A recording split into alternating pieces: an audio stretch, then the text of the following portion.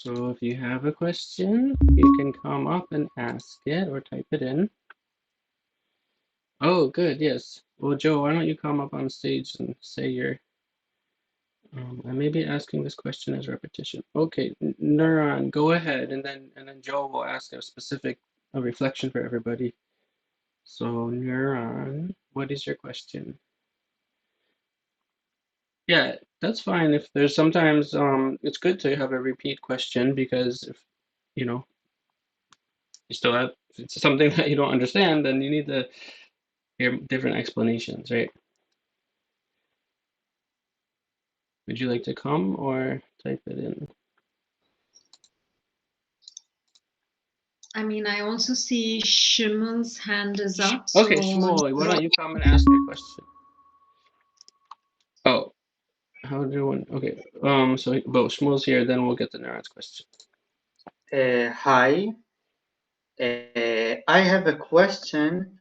I want to ask if is there any way we can thank you for this course besides making a donation?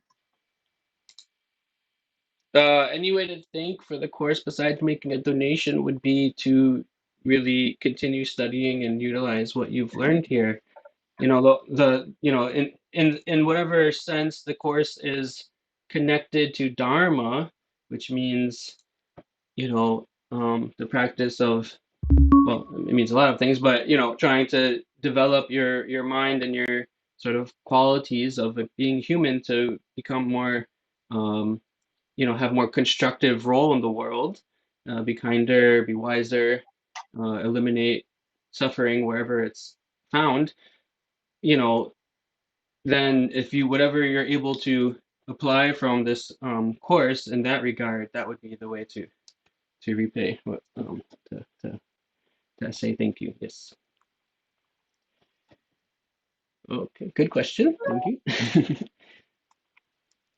And so then why don't we address Neuron's question? How does one check no pervasion and reason not established? Okay, why don't we just demonstrate it, right? This is what we wanted to do most of this. Why don't all the coaches and everyone come up on stage who's here? Because we have Swagat also is here, and then Joe and Stefan are also here. And I think that's all the coaches that I see. Yeah. Okay. So why don't we demonstrate it? Does anyone, I don't know, Joe and Tejal, do you want to demonstrate it maybe? Or I can do it with someone.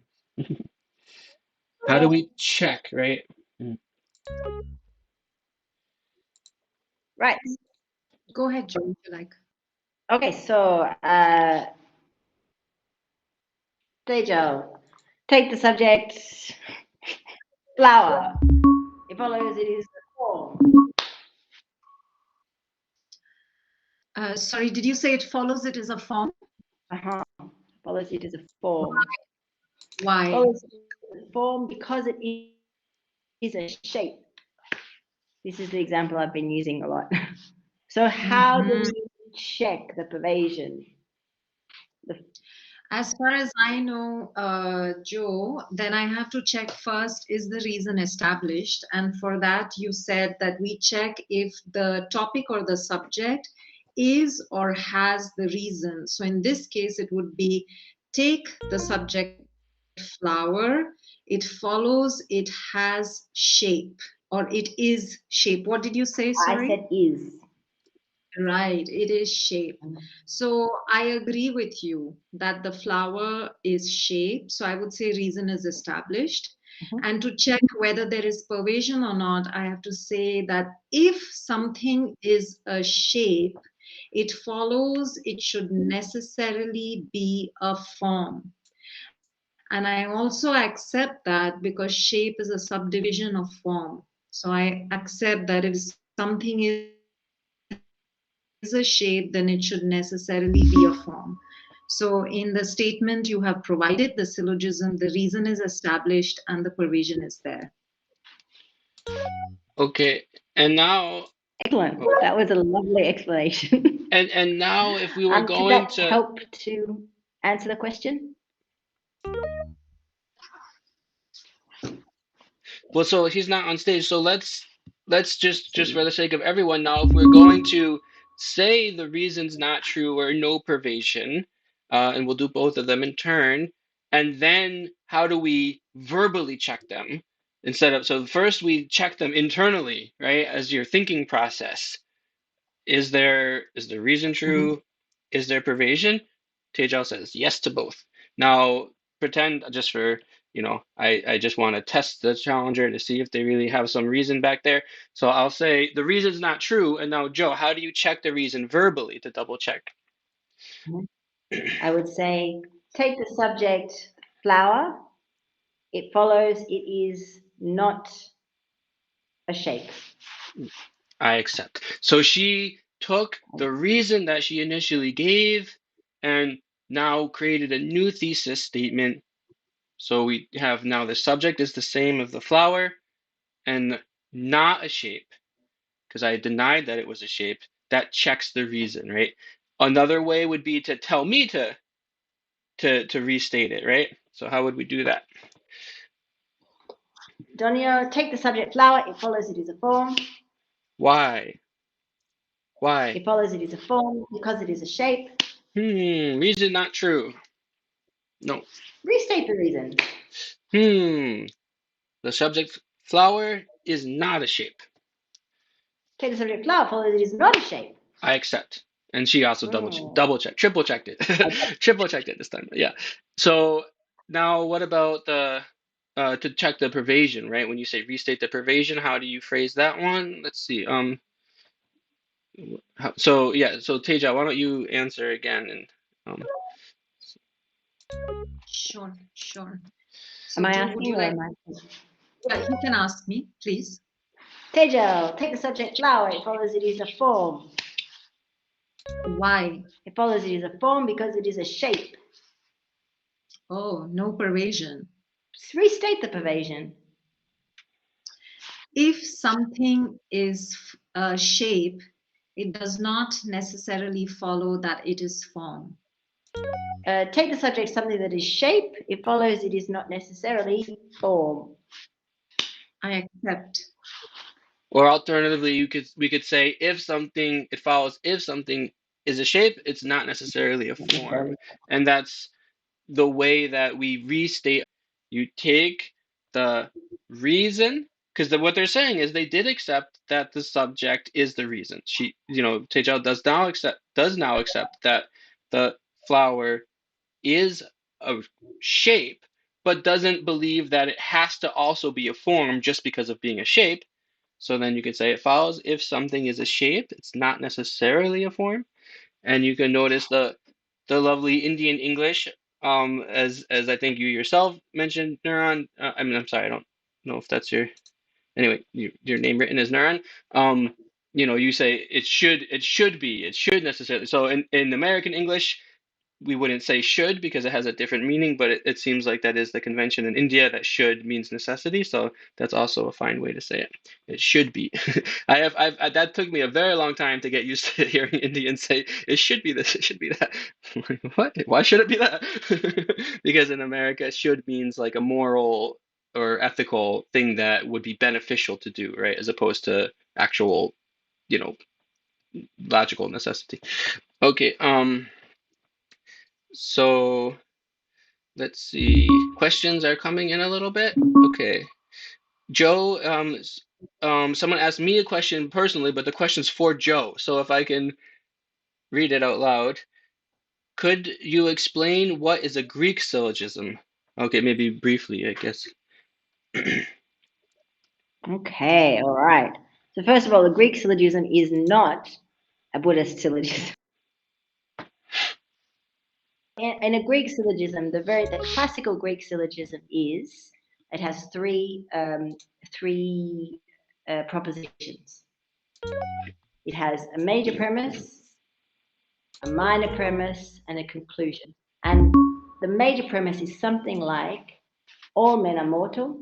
The minor premise is something like, for example, Socrates is a man, and the conclusion is therefore Socrates is mortal. That's basically, it's a form of deductive logic. Yeah. So it's sometimes called an Aristotelian syllogism. Often it's just called a syllogism because it is the prototype of the syllogism. And there are differences with the trirupia. Yeah. Now we saw. Does that help? I think I saw one other question in the chat box already. Can everybody hear me okay? I got a little message that maybe there's a little problem. No? Okay. Thank you for the feedback. So here, Elroy asks a really good question, which is part of our plan for today to discuss a little bit. So the question is, how would we use debate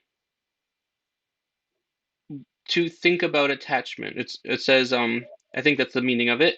How would we use debate in terms of how we think about attachment? So would you like to wait, or do you want to do that after we do the demonstration of the wet and fluid, or do you want to just go into that now a little bit? So this is, again, this now connects to the topic of how do we use debate in daily life or use it for the benefit of our daily life, right? Working with attachment here. So, oh, Well, okay. I could suggest one thing. I'm just going to close out and come back because it seems there's a little technical issue. Okay, so in the meantime, I can make a suggestion. One way that we could use this to investigate attachment, and this is,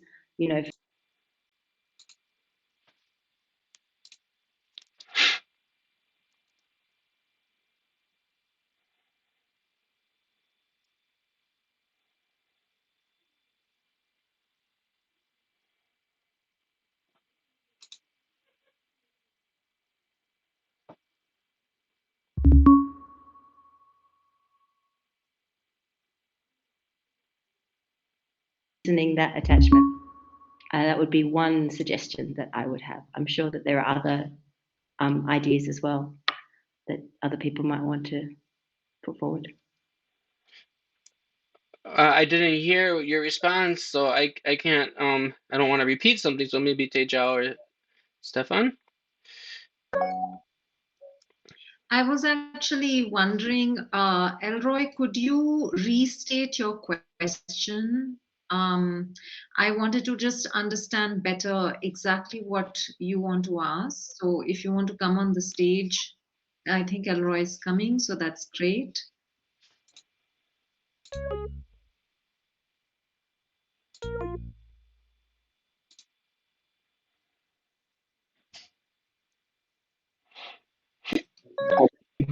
And when I look at the counter, I can see there's there's a chocolate brownie, but so I'm thinking at that point, right? There's the chocolate brownie is really calling me. So I'm thinking, how can I use debate in that situation, in a situation like that? Elroy, we missed the first part of your explanation of the situation. Can you just repeat, please? Okay. So you are where? So I am in a bakery. Okay, so I'm in a bakery, and on the display counter, there's a chocolate brownie, right? And my whole attention goes over there. I've forgotten why I came to a bakery, and then, so Right. how can I use debate at So, point like that? Elroy, you've asked an excellent question, right? Which is an universal experience we all know very well. Maybe not that exact object of attachment. Maybe you're allergic to chocolate, you don't care for brownies, but anyway, we all know that experience in general. So there's multiple layers of how debate can help with this situation. Why? Because there's multiple layers of our mind and emotions, right? And our afflictions is the right, that's kind of technical Buddhist phrasing for this kind of emotion. Attachment is an afflictive emotion. So one layer, and wait, actually, Joe, did you just talk about Lorik in general, about psychology, or did you answer go in a different direction?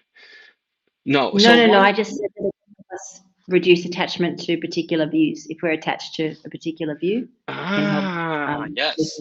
That is an excellent point too, right? Because we can be very attached to views, and Joe's really, clearly emphasized how it helps us to like losing, meaning that we actually appreciate giving up a view we had, right? So that's one aspect. Now, when it comes to just an object, right, one of the five sense objects, again, the whole content of our debate outline, right? Sweet taste, the taste of chocolate, the tactile object of soft, squishy moistness in your mouth, right? That's first, so that's one level is just the debate outline of matter in the physical world, you know, that learning about that, debating about it, makes our practice of mindfulness of those objects increase, right? Because we have to start paying closer attention. Well, what really is that chocolate brownie? Is it a taste? Is it a shape?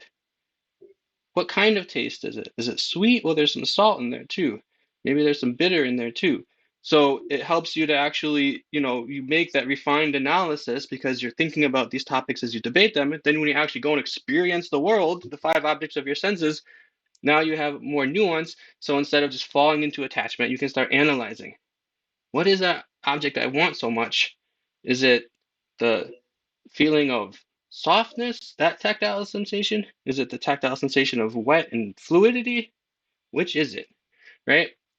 So you can just, that helps to loosen attachment. But another way is just learning about psychology, right? Learning about what attachment is. So that's really fundamentally the most powerful form. So it's not just the debate format structure itself, but it's the content, the material, or the subject matter that we study with it, that we investigate with it.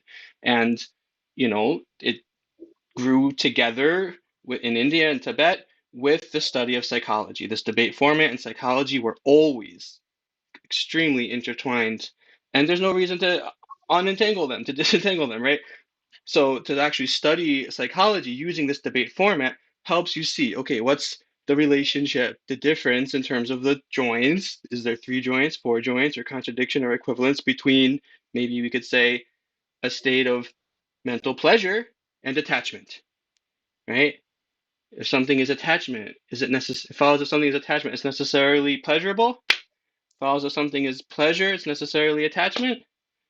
So doing that kind of analysis, and then of course within the literature, we find very clear definitions of attachment. So you can get clearer about what is this thing that's really arising when I look at that brownie and feel, oh, I need that. Completely forget about everything else. That's one layer, is just learning, analyzing, getting more clear about what's going on in your own mind. But then because our mind is, you know, there's a lot going on and there's a lot of habit, a lot of old habit that's been repeatedly done. And so if you just learn about the definition of attachment once and you debate it even for a whole hour, it doesn't mean you're going to all of a sudden remove all of your attachment to brownies, right? So that's where kind of Dharma practice, or what we call meditation and things like that, become, so you realize something through debate, you gain knowledge, but just one moment of epiphany, that's not going to completely transform your mind. So this is why we meditate, meaning you take that epiphany and you absorb it into your mind by single pointed concentration over many years, months and years, and continue to learn more and more, and then eventually, it can fully change the mind, as the theory goes. So everyone has to experiment to do the actual, to find the reality, if it's true or not.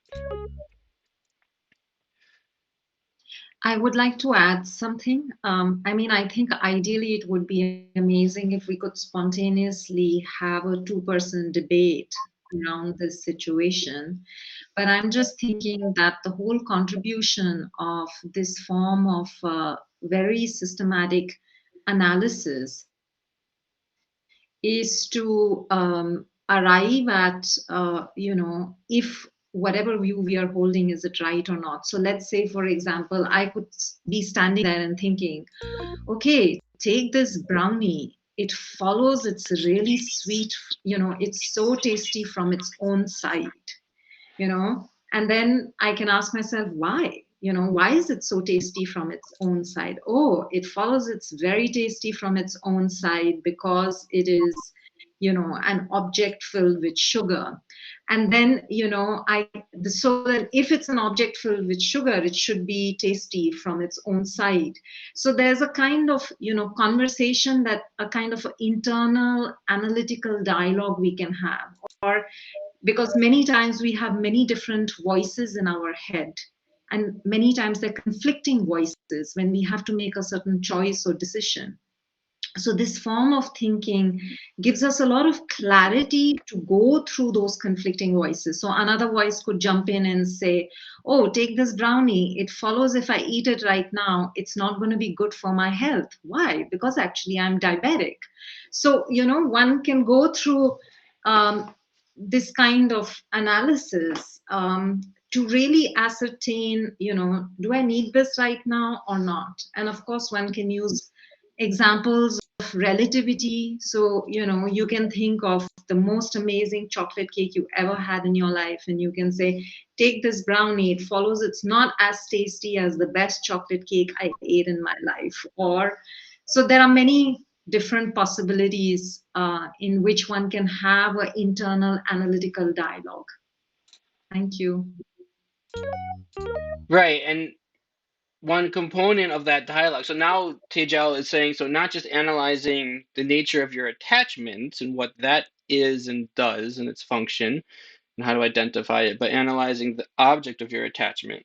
And one component of that is to recognize that that mental state of attachment, and this is going into theory of psychology and emotion, but is that it elaborates necessarily. So here we actually accept, I mean, this is the theory that there is a pervasion. If something is attachment, a mental emotion or state of attachment, then it necessarily is a thought which is elaborating on some good or pleasurable attribute. So you can see how analyze, is that brownie really the source of the happiness in the way that my attachment believes it? And that's what Tejal is discussing on a more, nuanced level. Yes, thank you, Doniola. And if I may add, when you use the word elaborate, what you are saying is exaggerate. In a Yes. way, my attachments exaggerate the quality that I am imbuing that necessarily is inherently in that object, and will having it satisfy, whatever desire I have. And how long will that satisfaction last? So yeah, Right. thank So you. it means, right, the value is it allows us to get realistic about our world, our perceptions, our emotions, and to stop having these kinds of unrealistic emotions, which exaggerate. Yes, that's a better word than elaborate. Exaggerate. I see Geshe Tupke. Are you here? I mean, your character is here. Is the real Geshe Tupke here? Maybe you could come and just explain from your point of view how debate, and we'll just broaden this out to the general discussion, how Nalanda debate can help in daily life and help with our, attachment and other negative emotions. Geshe-la, are you gonna? Maybe he's not available. Okay, well, we can just hold the invitation if he's able to come at some point, and then until then, let's see if we want to do the other debate that we had planned for this session. You guys want to jump into it? I just want to bring to your attention that there are several other things in the chat, like questions, etc., in case you would like us to take those up. There's one of them I can answer very quickly. Sunam Brigson, he says, the main purpose of the three limbs is to check whether thesis and reason valid or not. Am I right? Yes. If one of the three conditions do not satisfy, that means not valid statement. Can you please clear? Also, yes. The answer to that is yes and yes. And I can also very quickly respond to Ani Sangmo for your very nice question. If we can use the structure of debate to deal with conflicting or conflictual situations, like maybe verbal arguments, like if somebody lives in a suburb, for example. So I definitely feel that, learning the structure of debate can help us a lot in bringing a lot of presence and good intention and clear thinking to any conflict, even if the other person doesn't know anything about the system or debate. And it will be very much possible for us to skillfully steer a conversation or a dialogue away from conflict and breakdown, and if not towards reconciliation, then at least towards a more neutral state of resting things. And here I would also like to just mention something called nonviolent communication, which actually has a lot of overlap with this system of debate and speech and dialogue and dialectic. So, because, just like it's very much possible to we can pose certain questions to the other person so that they can, there are techniques to, even in day to day life, uh, ask questions in such a way that the person can only answer in yes or no. And we can lead people also into coming into more calmness and clear thinking. Yeah, thank you. Thank you, Tejal. Yes, I'm glad you answered that. And just I'll just throw it out there that nonviolent communication, well, it's yes, it's very, I recommend looking into it. And one of the in the video series of input from the experts, which is on the debate school website, and I posted like to the WhatsApp announcements group before.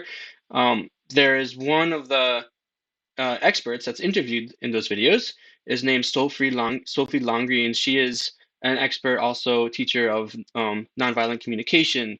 So she teaches that in middle schools in Quebec, and she's talks about in that series sort of a relation between debate and well, she talks about debate, but with also a perspective coming from nonviolent communication, which is very interesting, and I highly recommend that you check that out. And think so maybe so yeah, I don't know if Geshitake had to leave, but that's but we tried to address as best as we could. And Mercurio's asked now, how about analyzing the nature of attachment itself? Well, that's what I was trying to say. Maybe it wasn't clear what I was saying. Right. So we analyze the nature of attachment, and there's a lot of ways you can do that. I mean, attachment has various natures, right? It has a lot of qualities that are part of its nature. So one is just to identify the definition of it, right? And so the definition of attachment is something like it's a sub-mind or a mental, factor, semjung, right? A sub-mind, which together with the main mind that it accompanies, focuses on, it aims the mind towards an object and exaggerates an attractive quality, and after exaggerating the attractive quality, does not wish to be separated from the object. So it's necessarily, again, that's in the definition itself. It's exaggerating an attractive quality and not wishing to separate, wishing to, have basically, right? So it's a wish that is necessarily got some kind of exaggeration. So let's move on to our exercise. Does that sound good to everybody? We have exercise day 5.2, or something else we should do first. Go ahead and jump in. I just wanted to recognise Casey's question, but maybe Casey, we can debate. It's a good debate topic. It's a good, interesting topic. So maybe in the breakout or in the future we can debate your question. I just wanted to acknowledge that we saw it. Yay. Joe, apart from having to debate Casey's question, could you answer the more technical part about should the subject be pervaded by the reason? I mean, I'm sorry, I don't know how Casey has verbalized it, but yeah. Right. So I think this is one that I should hand over to Donyo because my tradition has a slightly different take on how to answer this. So Donyo. So I'm looking at the question, and we have a syllogism here, right? Take the subject, the taste of milk chocolate. It follows it is sweet taste because it is bitter taste. Would you say the reason not true because the reason does not pervade the subject? Does the reason always have to pervade the subject? So this is a great question, and we sort of actually I think when I was asked about this, but that was in a smaller debate group, so it actually wasn't in front of everybody. So thank you for bringing it up again because it is a difficult question. So right, like Joe went through this morning the three limbs of a flawless valid syllogism, right? The first one is called well, it's where just explaining it that the subject has to be the reason. What does it mean for the subject to be the reason, though? So this is where it gets tricky. It sort of depends on the situation, the kind of subject, and the kind of reason. Now, this we have to go into kind of more philosophy to explain any beyond that. So we're not going to do that. We'll just point out examples. So Tejal, please, trusted sidekick here, take the subject, something reasonably described as a hue. It follows it's the definition of color. I accept. Right. So now we could say something like, you know, we Or could do you want me use to that. say why so we get to a reason? No, not Okay. we want to use that as a reason. So I'll say Okay. something like, take the subject, something reasonably described as a hue. It follows it is an existent object. It is an existent because it is the definition of color. I accept. I mean, no Right. pervasion. No, no, no, Well, no, no. I accept. I accept. Yes, yes, yes. I accept. Reason established, pervasion it's is all there. good, right? It all checks out. Yeah. But now, what is the question here? Does the reason have to pervade the subject? So this reason, the definition of color, does it pervade something reasonably described as a hue? Pervading it would mean that we'd ask the statement of pervasion. It follows if something is um, reasonably described as a hue, it's necessarily the definition of color. Why? Why? So there's no pervasion here between the reason and the subject. If something is the subject, it doesn't necessarily have to be the reason. Um, if something is reasonably described as a hue, it doesn't have to necessarily be the definition of color. Yet still, when we just take the thesis statement, take the subject, something reasonably described as a hue, it follows the definition of color, checks out. We're all clear. So what's going on here? It's a little complex. It has to do with the difference between kind of functional things, which if you notice in the chat conversation going on yesterday were referred to as reals or real entities or real things versus permanent phenomena, which could be also called unreal things if you're using that translation language. So unreal things, but that still exist, are something like the definition of color. The definition of color is not a real entity or a functional thing, it is a permanent phenomenon. So that's complex, and please go and take the course at Lama Tsongkhapa Institute to figure out what I'm talking about. But let's take another example then, like the taste of chocolate, right?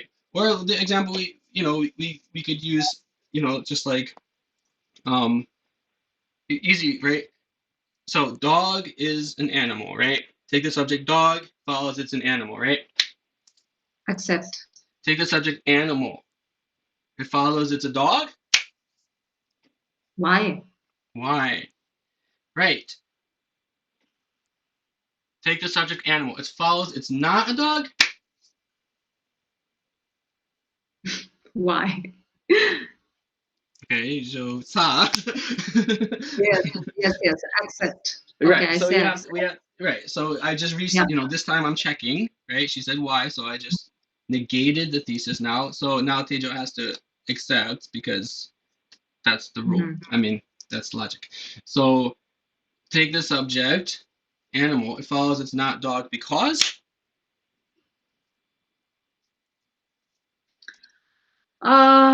Because because take the subject animal, it follows it is not a dog because it is a no, I don't have a reason with Right. the pervasion. You could say It's a it's because it's general. the generality of dog. I mean, it's the generality of dog. Something that's a generality of dog can't be a dog itself. Sure, that's a totally fine answer to give. That completely checks out all parts of the syllogism. So what we're getting at here is, so for some things, like functional things, real entities, yes, there does have to be provision between the reason and the subject. So dog is an animal because there's a provision. If something's a dog, it's necessarily an animal. If something's an animal, it's not necessarily a dog. So take the subject animal, follows it's a dog, why? So so it's for those kinds of things, there does have to be pervasion.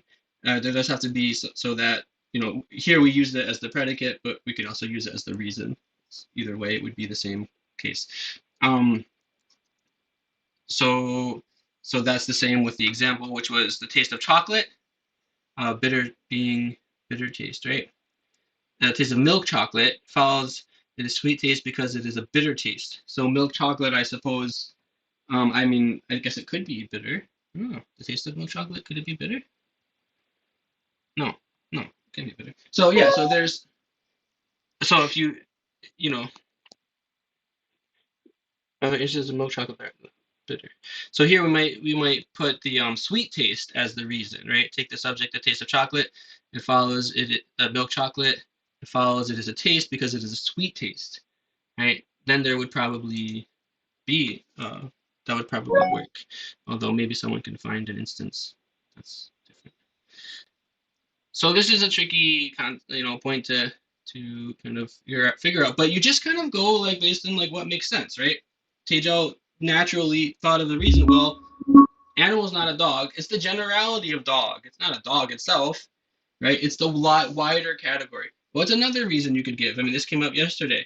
So let's say that you're saying that animal is a dog. You also accept then that it's an elephant. You also accept then that it's a human.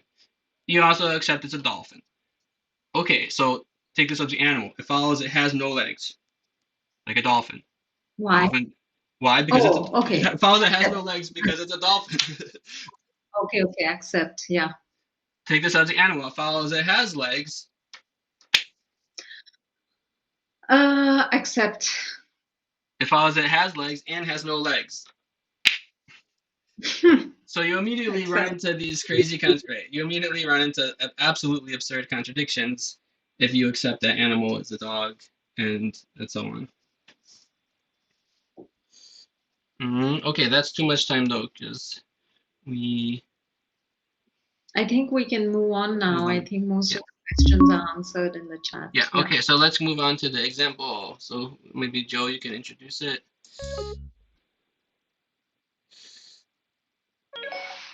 Right. So at the very beginning of the session, Stefan and I had a discussion about whether water was wet and fluid. Is everything that is wet and fluid necessarily water? And you'll probably know that this was one of the definitions of in the debate outline. And so now I think we're going to give a bit of an impromptu debate on this topic. It'll be quite brief, and then we will break out.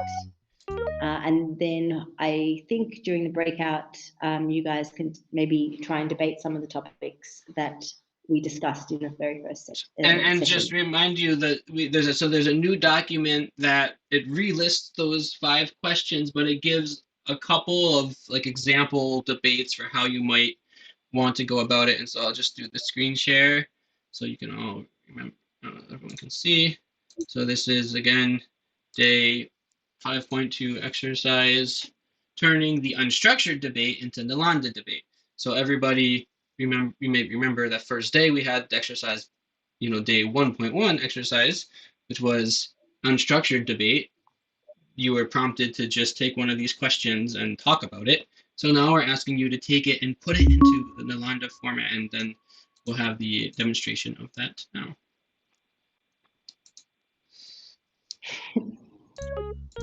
Okay, who's the challenger and who's the defender?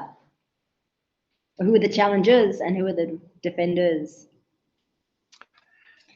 I think I would go for being a defender. Okay, I will join you as a defender unless anyone has any. So we'll do a group. We'll do a group for this one. So so we can also then we can use this as an example to sort of show what a group debate might look like. Now, normally when you have another challenger on your side or another defender, you sort of collaborate with each other in whispers. You know, here we're not going to be able to whisper because we're on the stage. So we're just everyone's gonna hear our plan, our game plan, but that's okay. You can hear how it works. And so Tejal, do you want to be challenger with me? Sure. Are there any other coaches here that want to come up? I saw like some coming in and out, but is Elisa, you're here, right? Why don't you come up also? Elisa, Vanderdoma's here. Okay, so maybe one of you hop on the defender side and one of you hop on the challenger side. Dolmala, you can join us, and yeah. Okay, we have the monastic team. That's it. So again, what's the question? Let's just read over, and I won't show it on the screen. I'll just read it. So it says, suppose someone claims there are so many liquids which are wet and fluid. There's milk, tea, wine, maple syrup, I guess viscous maple syrup, but none of these are water. The definition posited as that which is wet and fluid, that's an incomplete definition. It's not the correct definition for water. So then, the big question is that which is wet and fluid always water? Does it have to be water? Okay. So who wants to give it a go and starting with like a statement of pervasion or something?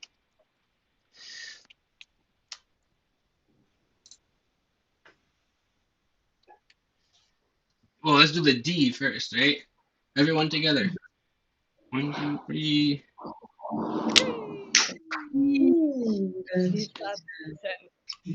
Okay, so it follows that if something is wet and fluid, it's necessarily water. Does that sound like a good way to start? What do you reckon, guys? Should we say yes? Accept. Okay, so they accept, right? So now it's our job to find something. So what do you guys think? Tejo, Venerable, you have well, we have a bunch of examples right there. Should we take the subject oil? Oil, okay. Take the subject oil. It follows its water. Why? Why? Take the subject oil. It follows its water because it's wet and fluid.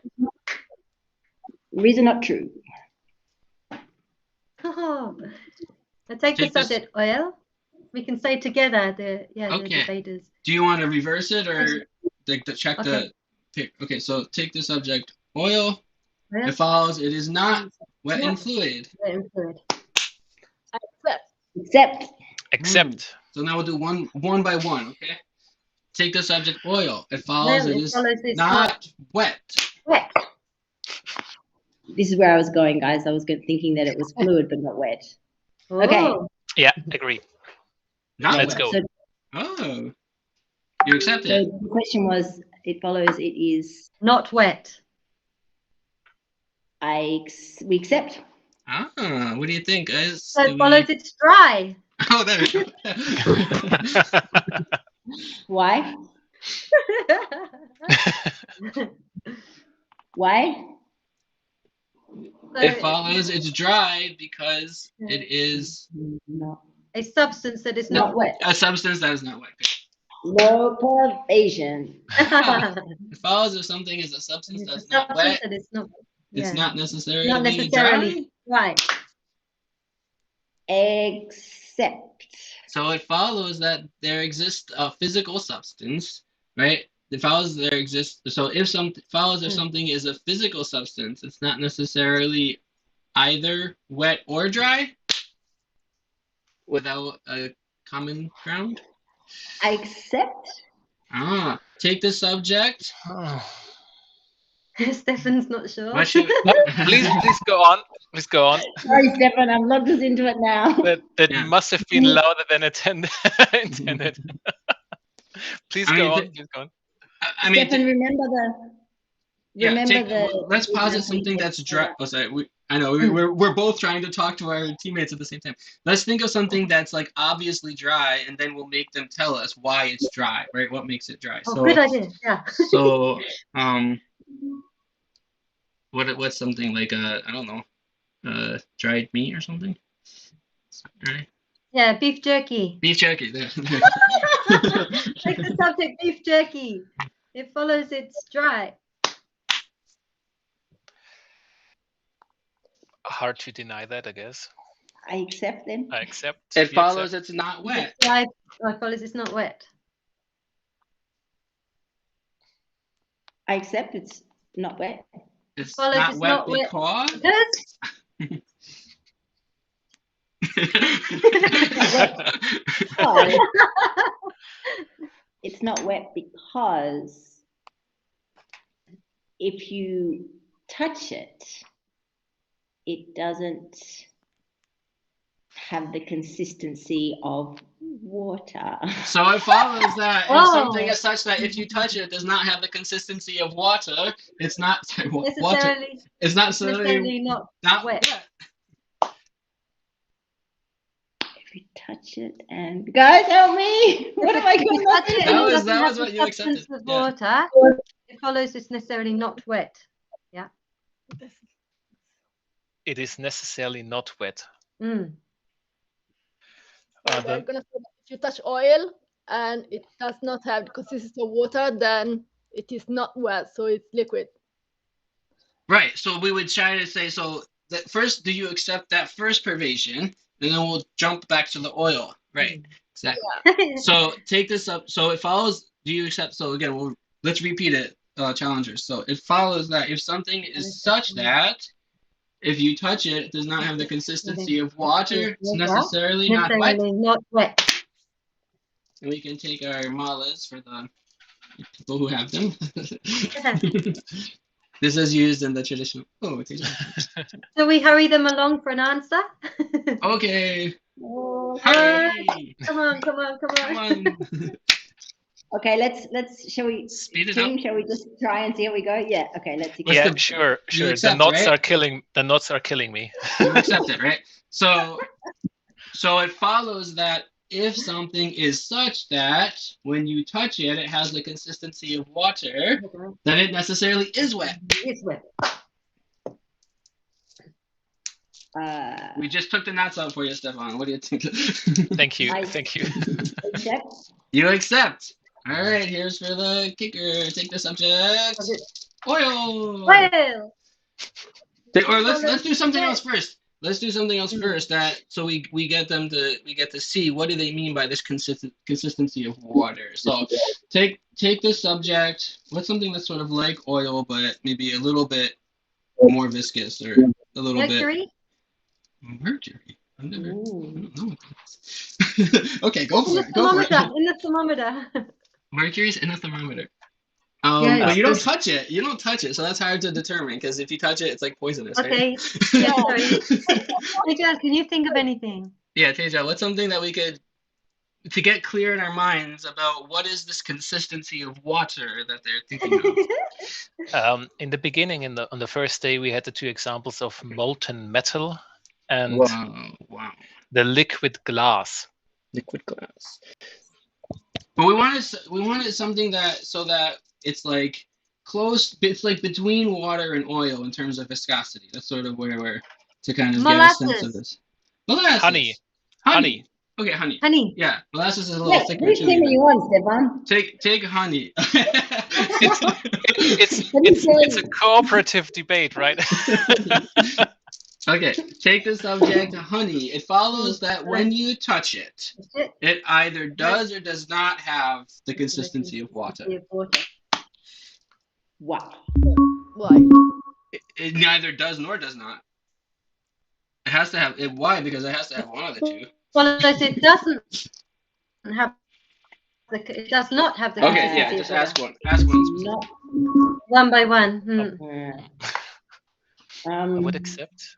Accept, shall we accept? Okay. It does not have the consistency of Yes, water. I So would. let me ask this. It follows if something is not water, then it necessarily is the case that such that when you touch it, it does not have the consistency of water.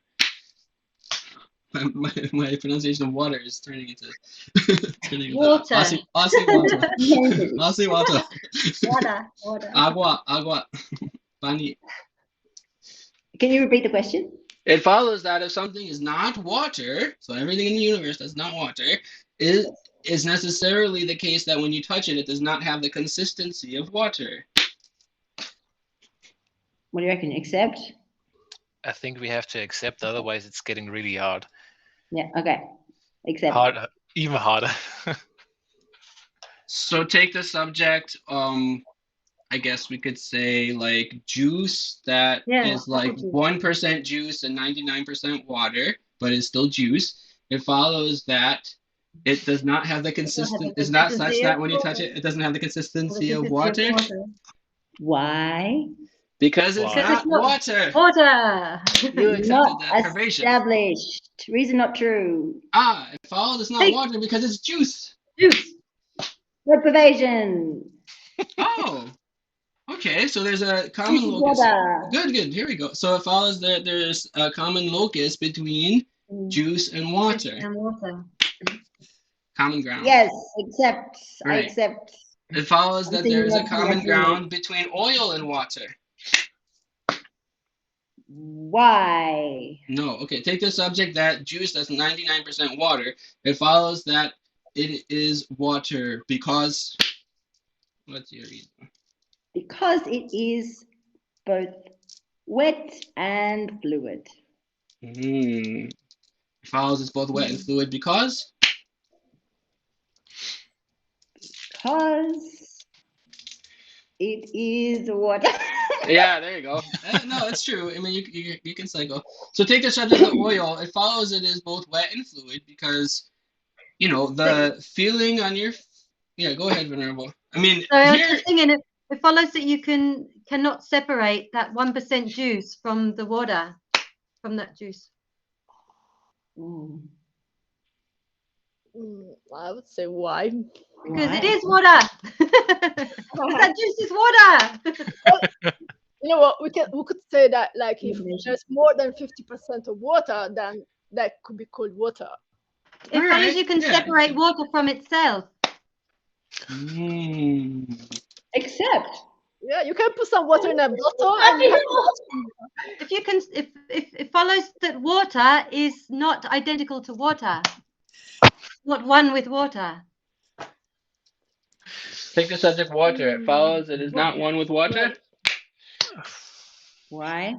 Because it can be separated from water. It is because it is distinct from water. It is distinct from water.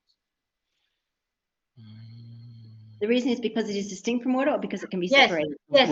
We'll use the second one next. It's distinct from water, and then the reason is because it follows it's not one. Take the subject water. It follows it's not one with water because it is distinct with water.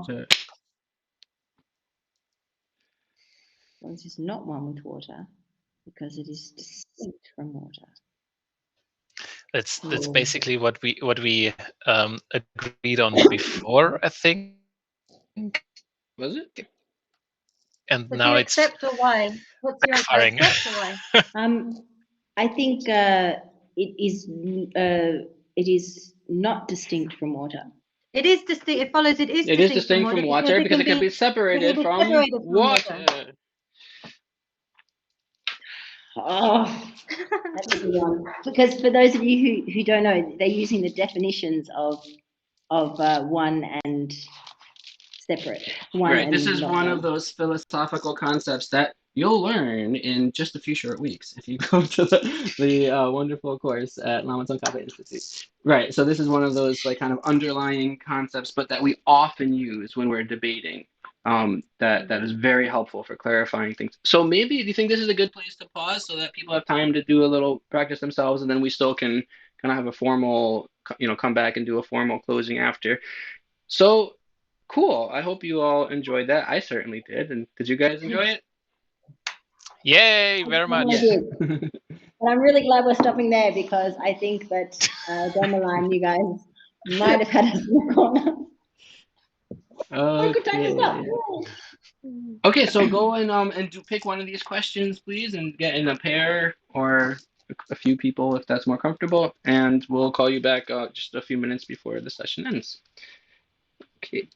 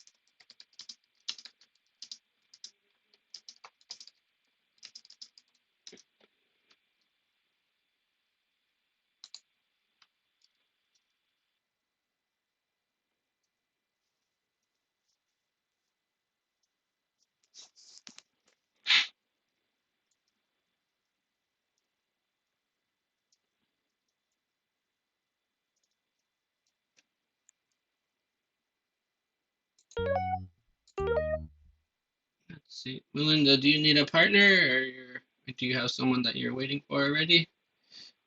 Oh, maybe you're awake.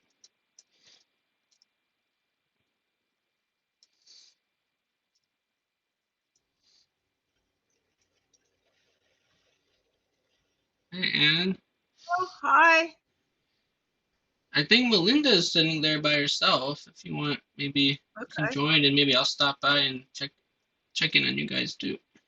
All right.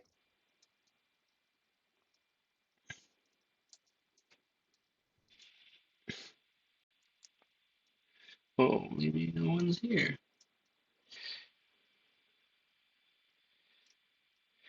I don't actually know if she has her mic, if she maybe is away from the laptop or something. Oh, Because the mic's on mute and everything. okay. Maybe she had to go and take a little rest.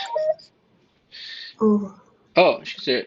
hi. Oh, she's there, and if you want to go, she just came back. If you want to Okay. check with her. Okay.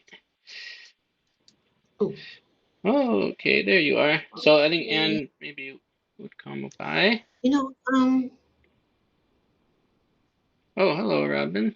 You can hop in. I'll just listen so you guys I'm not do the sure. I debate. would rather,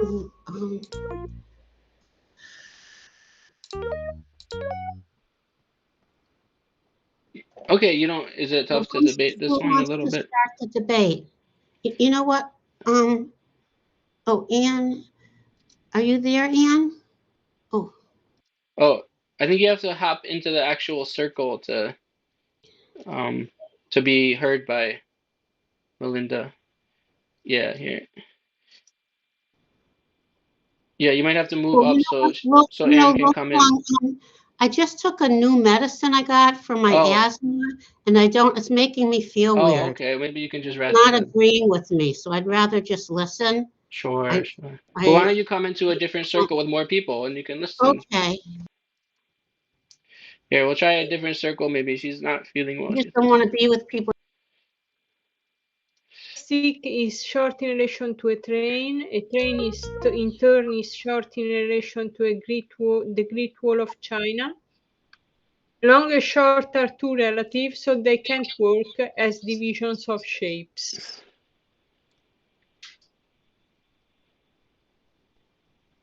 Is everything that is long not also short? I accept.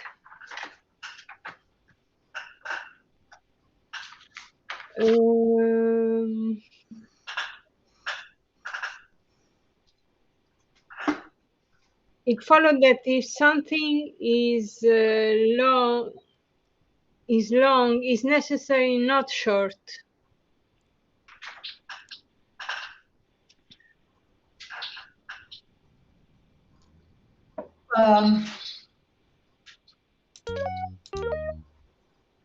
So that's a perfect way to start the debate, by the way, Venerable. So good. Good on you. Which example is this? Is this one of the... Exercise 5.2, the fifth example. It's the last question on that sheet there. Yeah. Why?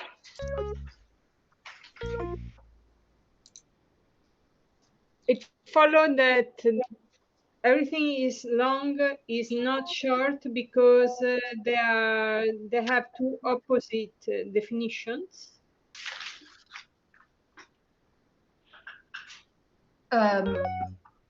So one also possible strategy would be now to get Maria to posit an example. So she's not accepting your pervasion. So now you ask, posit an example of something that is both a long shape and a short shape, and then that starts your debate. Yeah. Okay, thank you. Posit an example.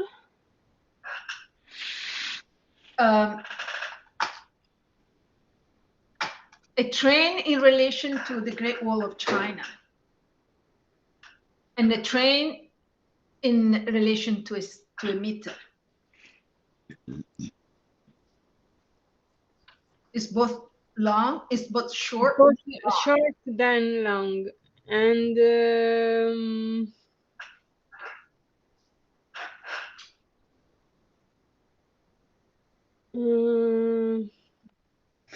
so you say it follows it is both long than not short. Can you posit a syllogism about what you said? A syllogism. Yes. Take this subject long and short. Mm-hmm. It follows they are not in relation with the environment. Why? It follows they are in relation with the environment. I accept. So, am I now challenging? Is that what's happening? I cannot go further, I tell you, because I cannot posit a syllogism about this claim. Okay, so maybe I go on for a little while and then you go back to it. Okay. Mm-hmm.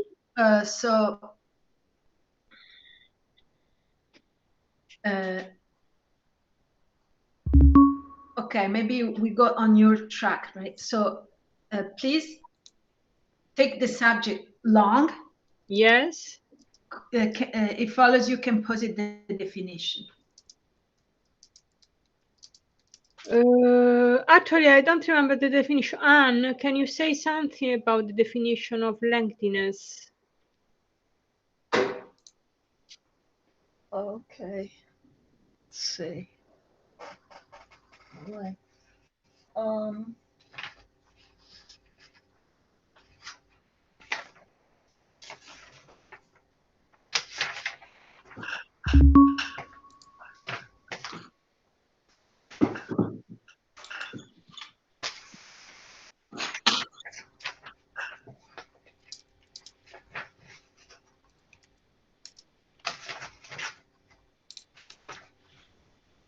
Don't see anything about length. You have the definition of lengthiness, Maria Paola, maybe? Of lengthiness. So if I don't know the definition of lengthiness, what comes to my mind is what is not short. I will posit the syllogism as like this. Take the subject long, it follows it is not short.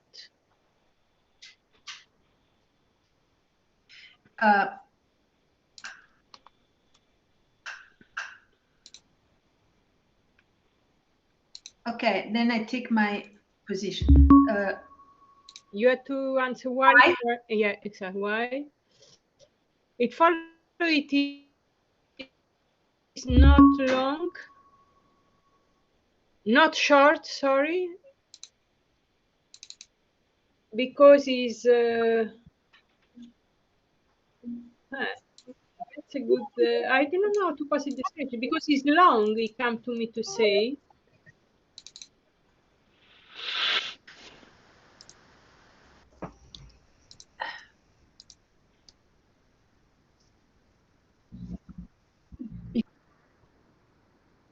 The length of short? Yes, something like this.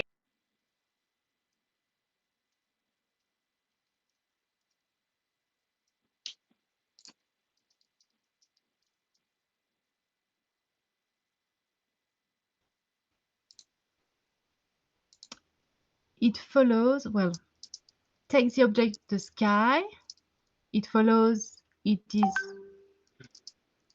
not. It is gray. Well, let's say they see it gray, please. It is gray. Why? Because the dog sees it grey. No perversion. No perversion. So take the sky. Take the object, a tree. Mm-hmm. It follows that it is grey. Why? Because the dogs see it grey. No, I didn't go the right way. No pervasion. No perversion. Well, take the object, a tree. It follows it is not grey.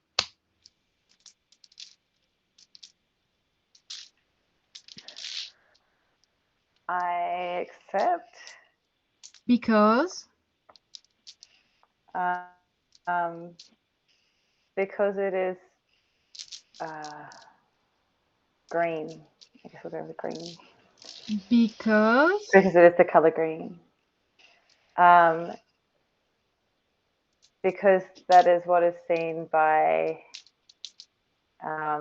the eye. That is what is seen by the eye sensing modality. And in the domain of a human. Very good. So let's take the object, a tree. It is green because you see it green. I rephrase a bit. No pervasion. Okay. Well done. So yes, it follows.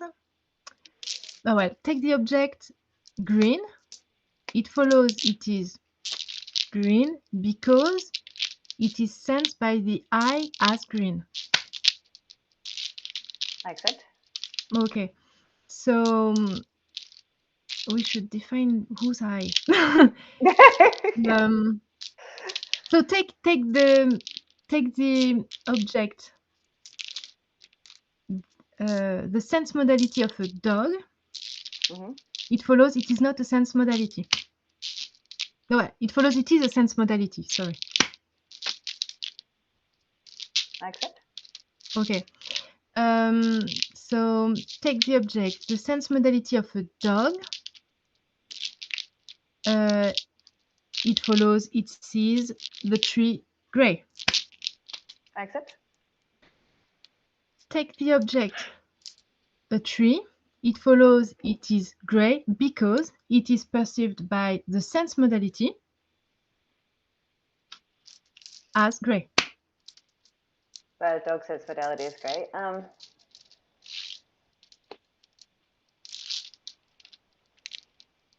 I think I have to say I accept now. Oh, good debate. So, that's good. Yes, good, Tanya? good debate, I said. Very good. So let's go back to if it is external matter now. So take the subject, a color. The color of a tree. Mm-hmm. It follows it is external matter because it is a color. That's what you said at the beginning. Okay, I still accept this. You still accept this. Okay. Mm-hmm. So take the subject, the color of a tree. Mm-hmm. It is green. I accept. So take the subject, color of a tree. It is grey. I accept. I don't know how. I'm not sure how to do that. But well, yeah. Well, can you ask maybe if the colors green and grey are mutually exclusive? Maybe. Very well. Well, could you posit the difference between the color grey and the color green in terms of joints? That would be a better exercise for us. Cool. Yeah, that's good. We get practice for that as well. I accept. Posited. I can't say contradictory because that would contradict my position. So I'm gonna have to say yes. And then you will have to find examples and proof. I know, I'm gonna have to find examples. Okay, so I think that both. I will say. I have to say 4. There's 4 joints. Okay, so posit an example of something that is neither gray nor green.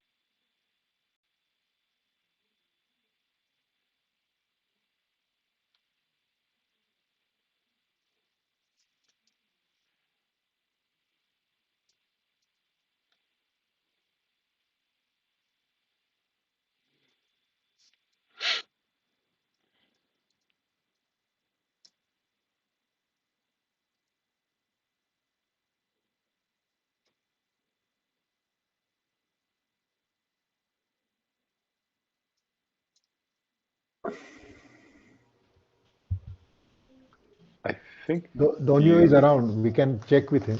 I could see where this is going. Maybe if you're out of inspiration, I could challenge Mercury on this. I could see where okay, so I'll take the challenge now. Is that what's happening? No, I'll take the challenge position. You want to challenge? No. I can defend. I'll defend. And so I'm defending the position that we said. Yeah. It's the reason not true because it does have a corresponding wavelength. Okay. So take the subject color black. It follows it is in the spectrum of visible light. This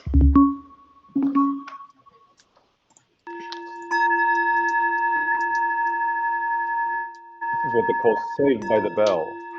And then I would go on to say, like, in complete dark, if you would show the color black, you'd be able to see it. You would be able to distinguish it from complete dark. That's the absurdity of it. Yeah, which you would not. Okay. Okay. Thanks for the debate. We did. Are you guys gonna?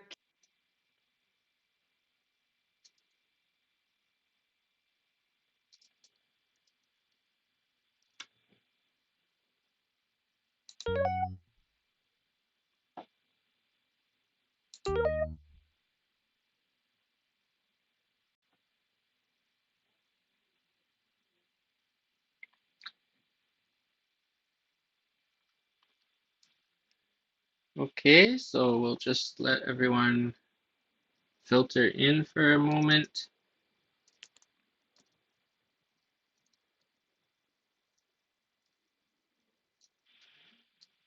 All right, looks like most of us are back and we are coming to the end of our session. So we have just a few final closing remarks and, well, just another point or two that we wanted to go over about debating. So maybe Stefan and Joe, if you want to help fill in the gaps and see what we need to discuss.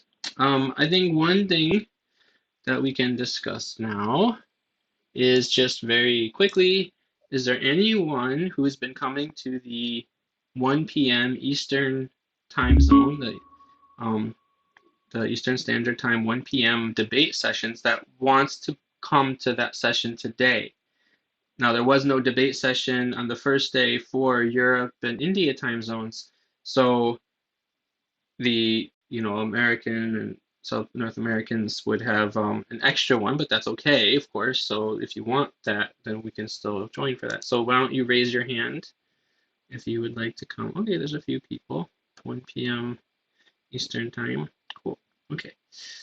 So we'll do that. And I will come. What time in Europe would that be? And that's 7 p.m. EST, 7 p.m. CET. 7 p.m. CET. Yeah, that's been all week. That time has been there. So, of course, the Europeans could be coming to that. That's reasonable. But okay, very good. Then next point would be So Joe, do you want to kind of take the lead here and help us wrap up? Or is there, I guess before we wrap up, we should say if there's anything final we want to talk about the topic of using debate in daily life. Is that something that you want to spend just a minute to bring up again? I mean, I think I basically said my piece about that. My overall perspective of the role of debate in daily life is twofold. One is that it just helps us think more clearly about everything in general. So it's sort of a universally applicable skill set that just increases your cognitive skills, increases your logic, your reasoning, your basic reasoning. And so that's, again, so you don't think things like, homeless people are lazy, right?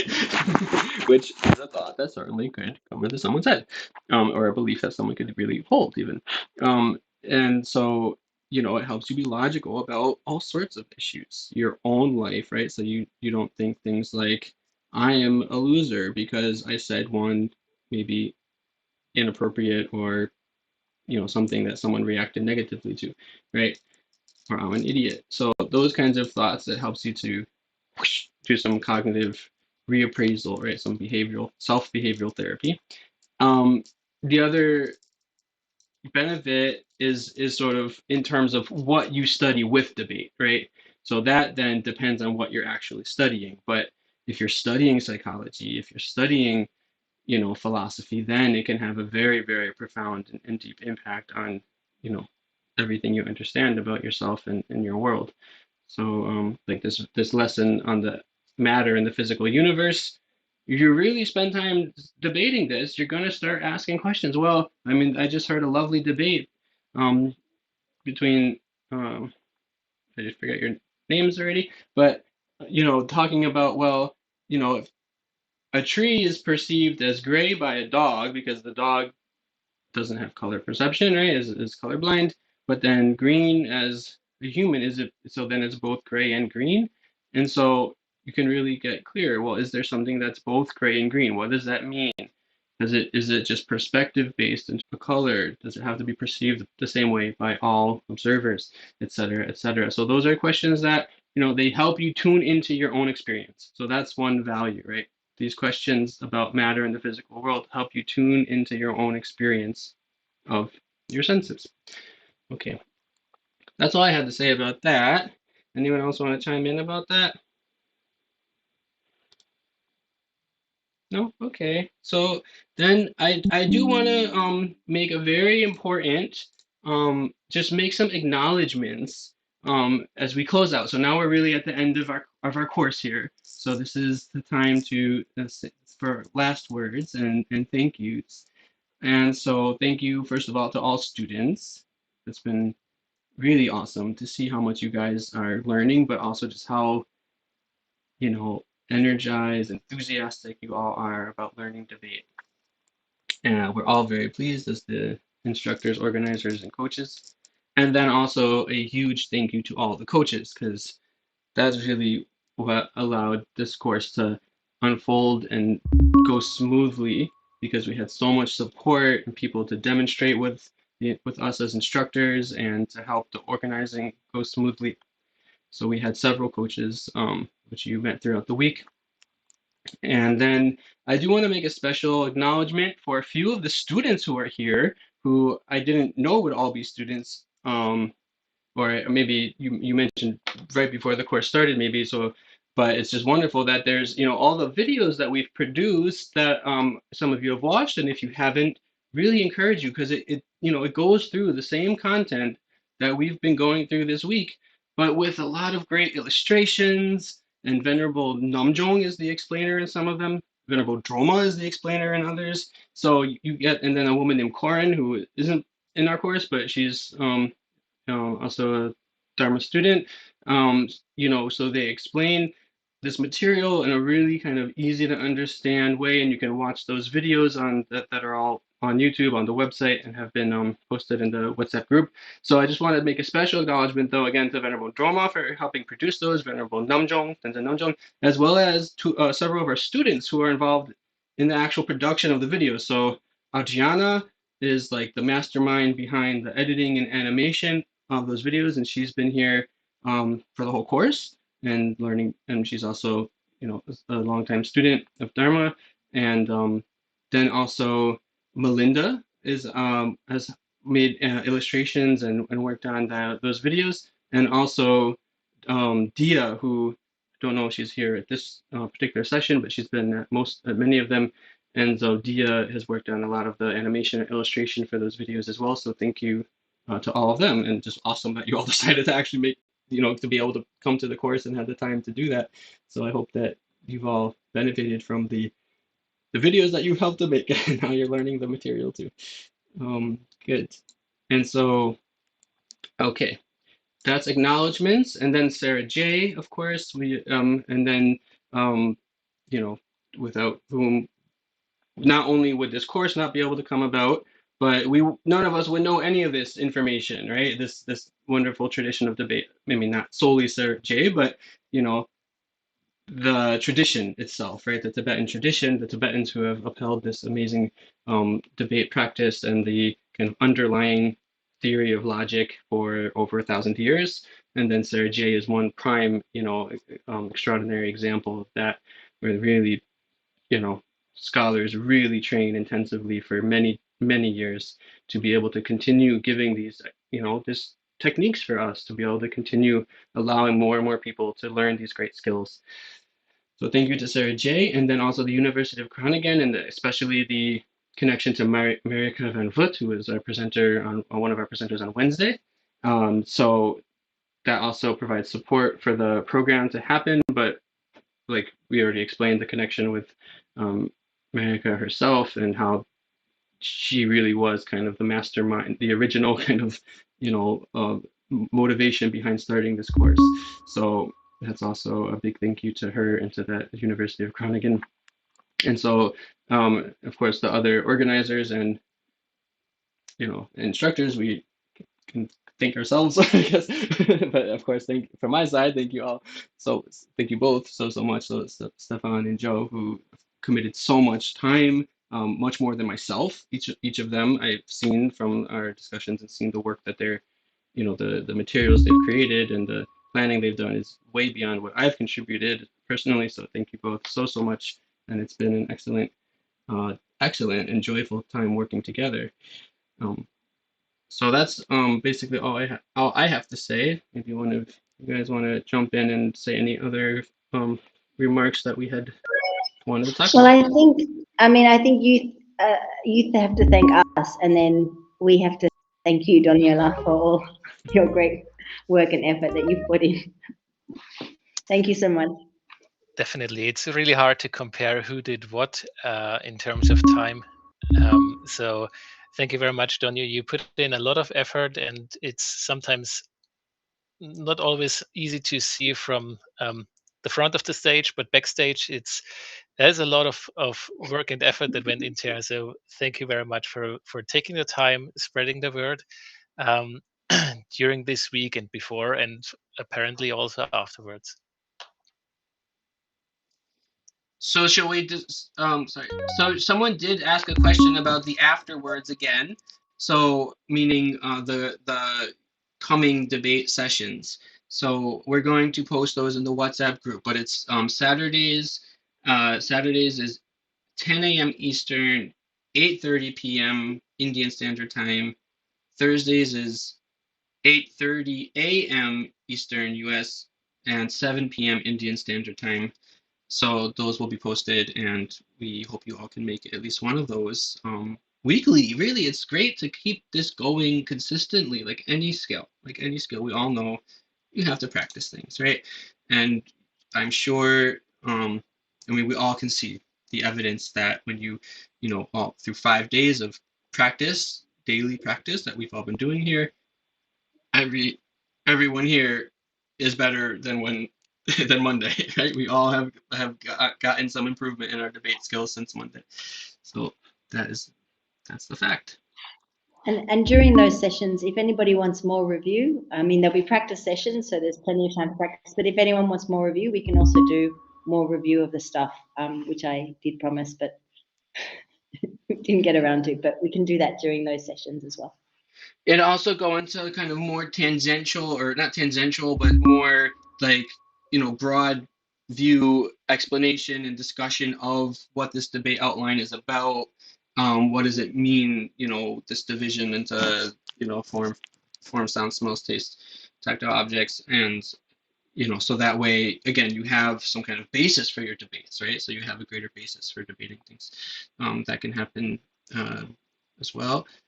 And let's see, we covered most of what we wanted to discuss, right? Stefan, did you have anything you can remember? I have one small request to the audience this time, to the complete audience, everyone. I was asked to take screenshots as a souvenir kind of today and of this week. And I would like to forward this request to the audience to use one of the emoji reactions you feel that's appropriate after this week, and just hit it on a signal, so I can take a screenshot as a small souvenir and as a memorable visuals thank you to all the organizers. So I'm coming downstairs, and yeah, just hit away with emoji, and I'm taking a screenshot then. Thank you.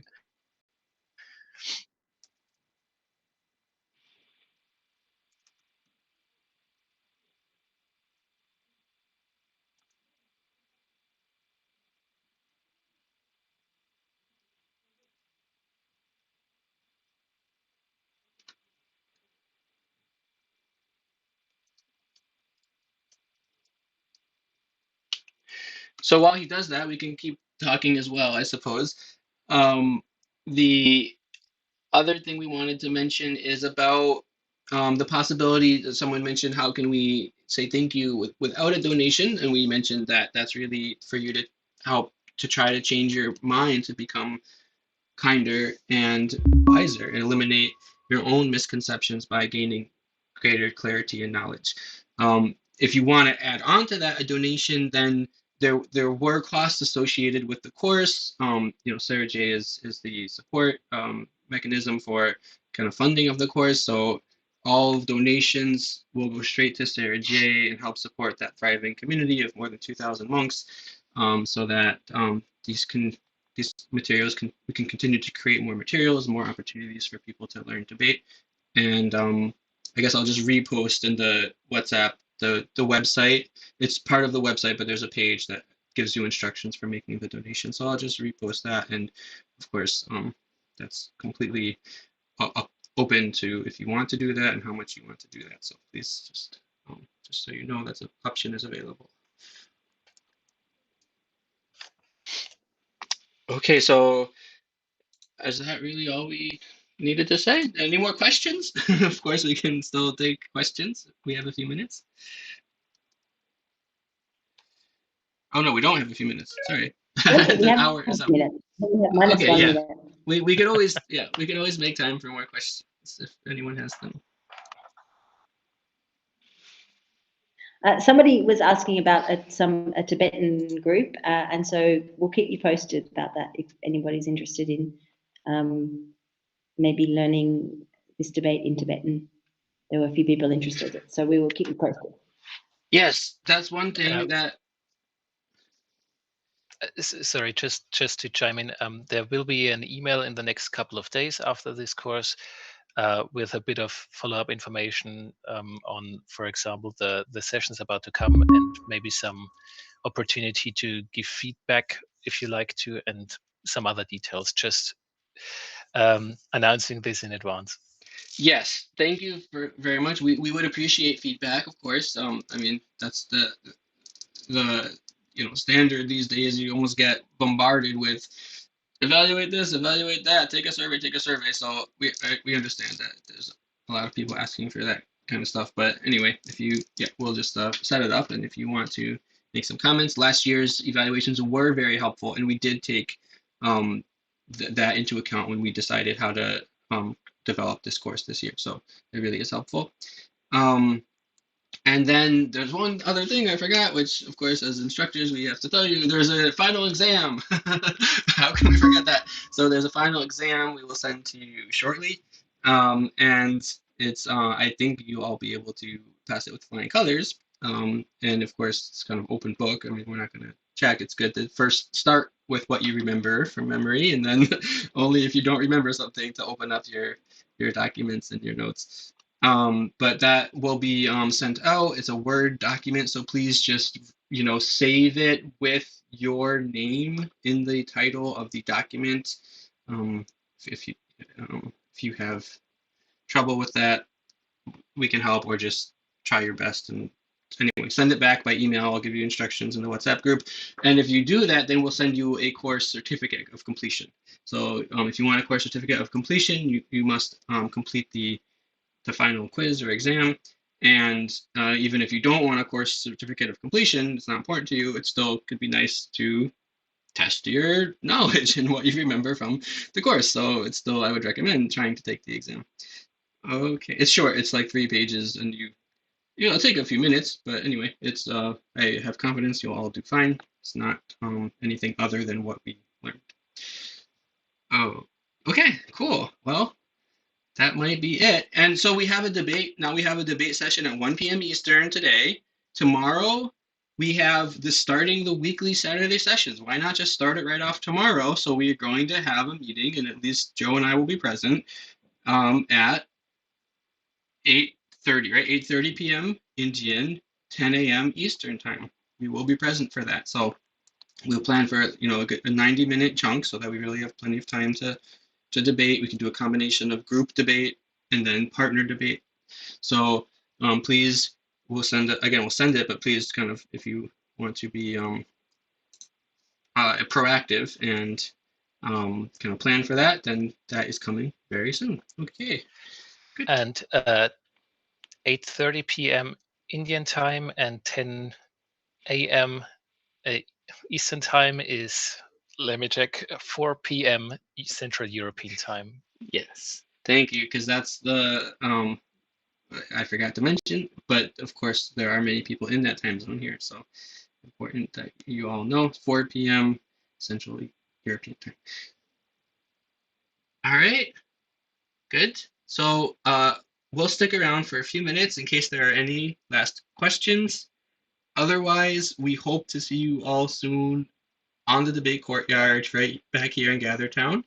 And then, yeah, just wishing you all the best for your future in learning how to think more logically and clearly about the world and communicate with clear logic so that we can help eliminate the wrong views and misconceptions in ourselves and others. Okay, thank you all. Until next time.